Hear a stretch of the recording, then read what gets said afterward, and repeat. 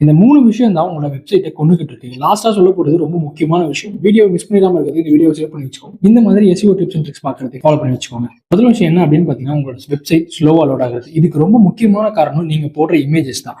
நிறைய பேர் இமேஜஸ் நிறைய போடுவீங்க, குவாலிட்டியான இமேஜஸ் எல்லாம் போடுவீங்க. ஆனால் அதை கம்ப்ரஸ் பண்ணாமலோ இல்லை ஆப்டிமைஸ் பண்ணாமலோ போட்டீங்க அப்படின்னா உங்களோட வெப்சைட்டோட ஸ்பீட் ரொம்பவே அடிவாகும். செகண்ட் விஷயம் என்ன அப்படின்னு பார்த்தீங்கன்னா, மொபைல் ஆப்டிமைசேஷன். இன்னைக்கு டேட்டுக்கு உங்களோட வெப்சைட்டோட ஓப்பன் ரேட் 90% மேல மொபைல்ல தான் இருக்கு. அப்படி இருக்கும்போது நீங்க உங்களோட வெப்சைட்டை மொபைல் ஆப்டிமைஸ் பண்ணாம வச்சிருந்தீங்க அப்படின்னா அது ரொம்ப பெரிய ரெட் ஃபிளாக். இது SEO-வை டைரக்டாவே பாருங்க.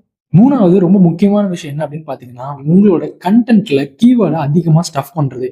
கூகுள் முன்ன மாதிரி கிடையாது. இப்போ கூகுளோட பாட்ஸ் எல்லாமே அல்காரிதம் ரொம்பவே அட்வான்ஸா மாறிடும். ஈச் அண்ட் எவ்ரி லைனுமே நீங்க கஸ்டமரை கவர் பண்றதுக்காக எழுதிருக்கீங்களா இல்ல கூகுளை கவர் பண்றதுக்காக எழுதிருக்கீங்களா அப்படிங்கறத கண்டுபிடிக்கிற அளவுக்கு கூகுள் இன்னைக்கு புத்திசாலியா மாறிடுச்சு நம்மளை விட.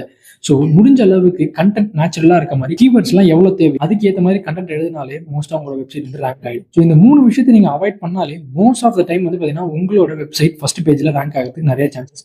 உங்களோட பிசினஸோட SEO எப்படி இருக்கு அப்படின்னு நீங்க தெரிஞ்சுக்கணும் அப்படின்னு நினைச்சீங்கன்னா கீழே SEOன்னு கமெண்ட் பண்ணுங்க. நான் உங்களுக்கு DM பண்றேன். நான் SEO ஆடிட் பண்ணி கொடுக்குறேன்.